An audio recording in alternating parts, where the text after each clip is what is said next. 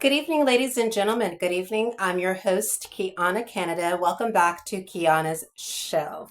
Ladies and gentlemen, before we get into tonight's topic, don't forget to like, share, and subscribe to this channel.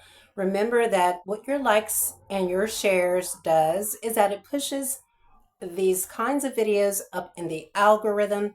It tells the algorithm that these kinds of videos are important.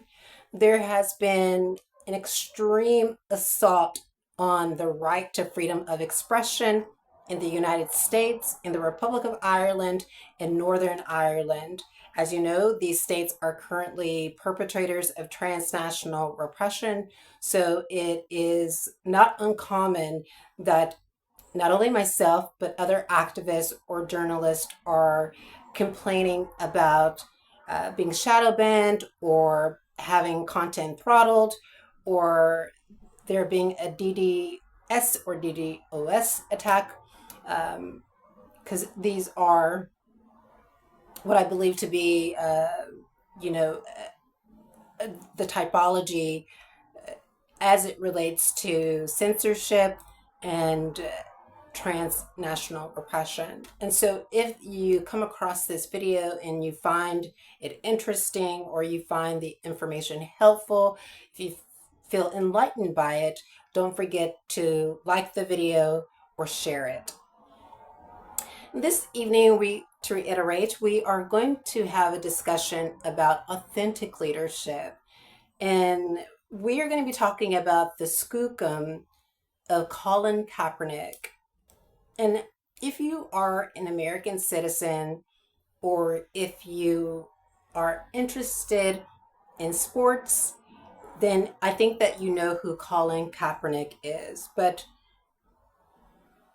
if you are not American and you don't really follow uh, sports or you don't follow Black activism, you're probably going to be unfamiliar with Colin Kaepernick. So in 2016, Colin Kaepernick gained attention for kneeling during the national anthem at the start of an NFL game in protest of police brutality and racial inequality in the United States of America.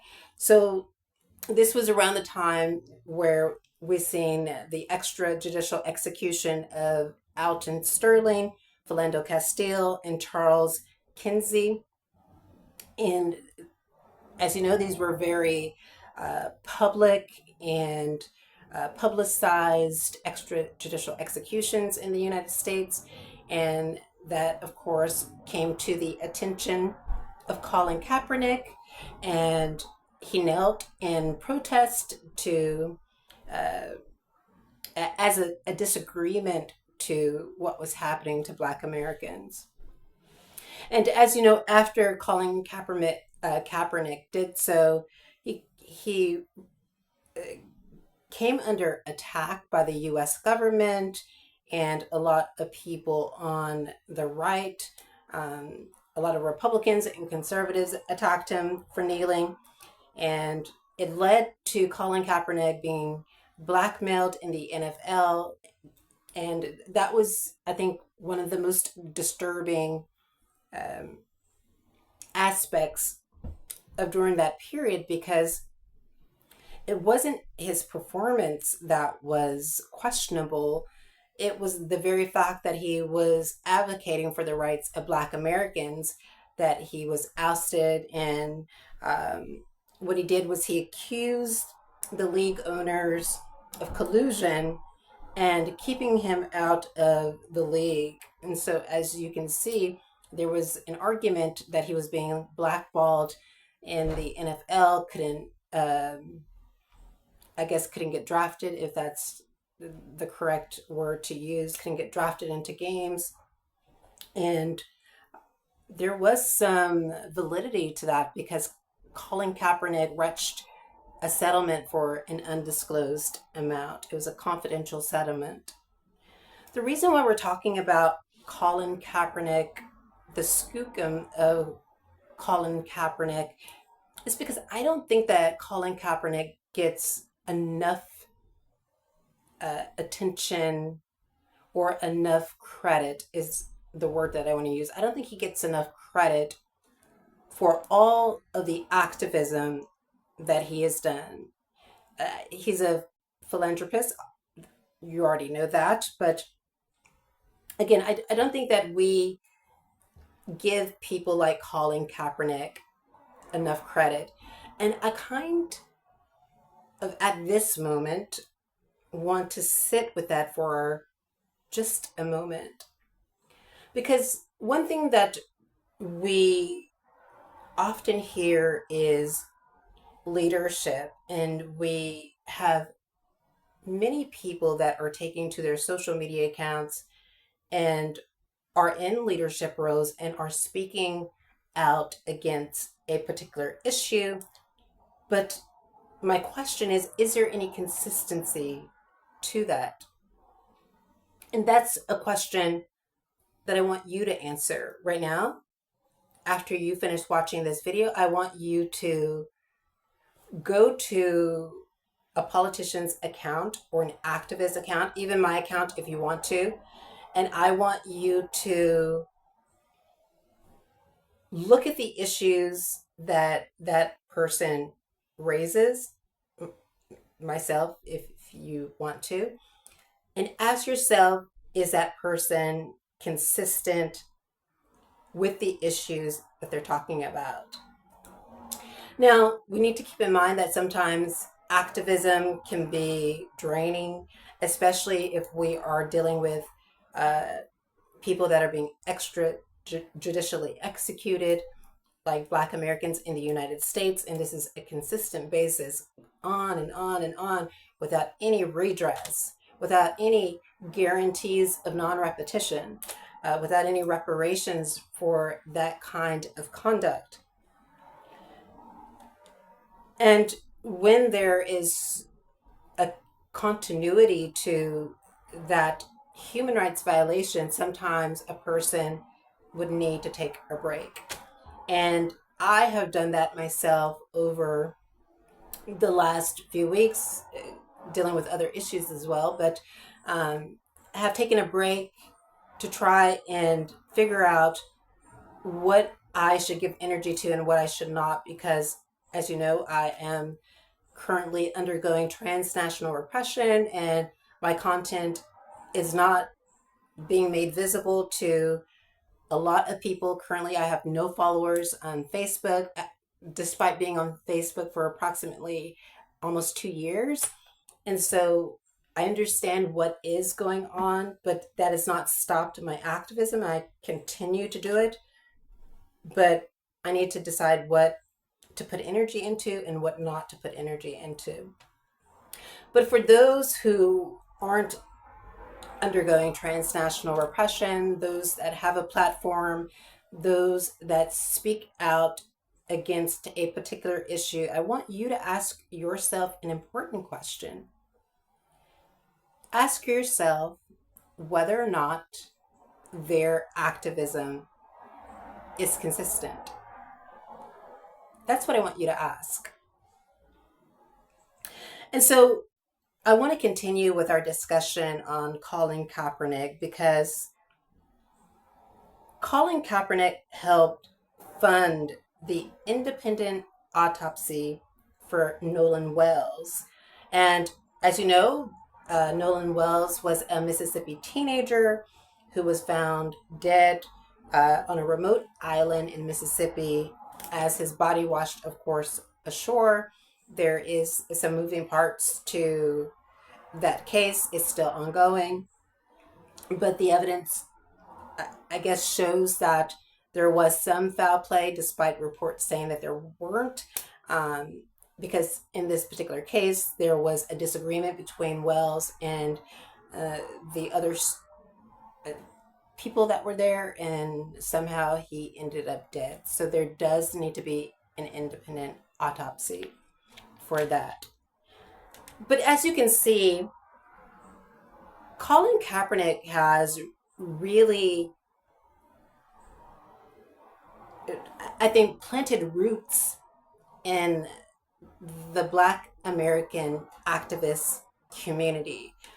And I don't think that he gets or receives enough credit for all that he has done, despite, to reiterate, being blackballed and ousted from the NFL. Now, I think that has changed because he reached an agreement and he could still be playing in games now. I don't follow football, so I'm not sure, but um, after reading just a few pieces, it does appear as if maybe his career could be going in the direction that he wants it to go in.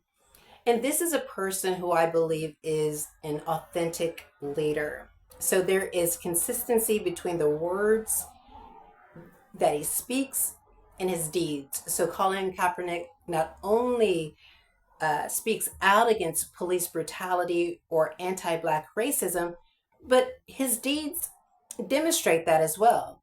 And you may argue, well, Kiana, he's a very wealthy person. Of course, his deeds can match the words that he speaks, or his words can match the deeds, vice versa. But it doesn't even have to be money. It is using your platform to speak out against those who need it. And Colin Kaepernick has done that. Um, so you may say, well, Kiana, explain more about that, right?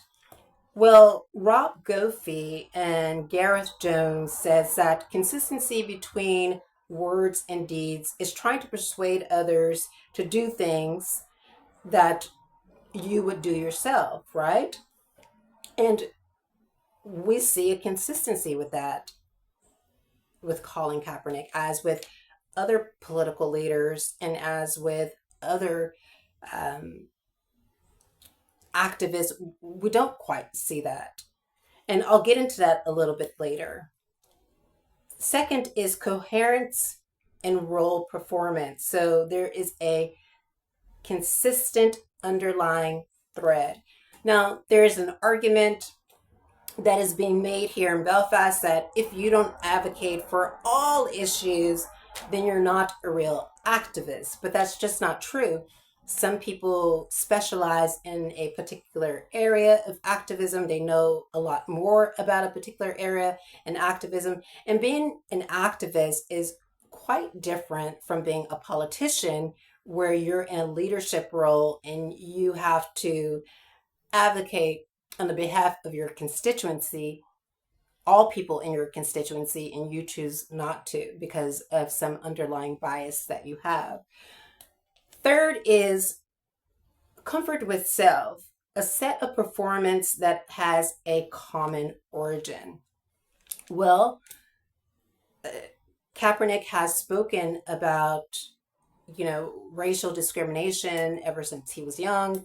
And even though he is biracial, he has felt aligned with the Black community because he is part Black American. And he has watched of course, as he grew up, watch the inequality and the racial discrimination against Black people. So there is a set of performance that has a common thread with the activism that he does, right?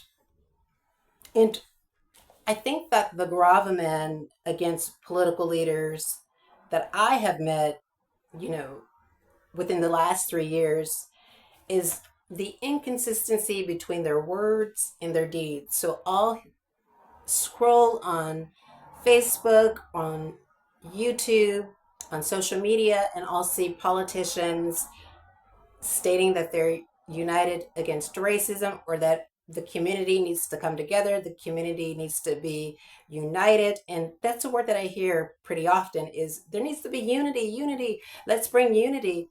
But when you go to them personally and you try and have a discussion about unity and bringing the community together, they're not open to that kind of discussion, nor are they open to engaging in that kind of act. And I'm not going to name names in this video because I want this to really center on Colin Kaepernick, and I don't want to take away from giving him his flowers for all the work, the amazing work that he has done. But I can only describe this as nebulous leadership, right?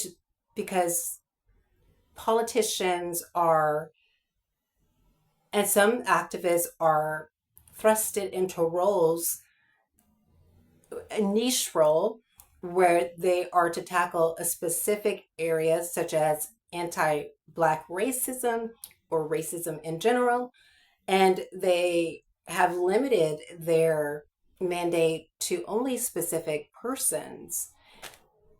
And I want to go back to, I really want to go back to those politicians that I'm looking at on the internet and seeing on social media, seeing on Facebook, who are speaking out against what they call racialized attacks. And I think what's regrettable is that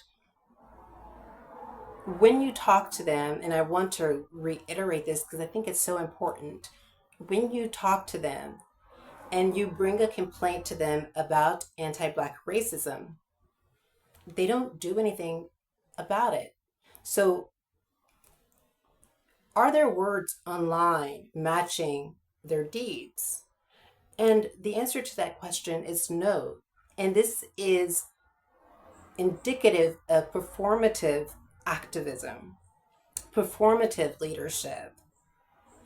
And so, ladies and gentlemen, I think that we should definitely give Colin Kaepernick his flowers. He has done amazing work in the Black American community and has really paid close attention to cases that really do warrant intervention.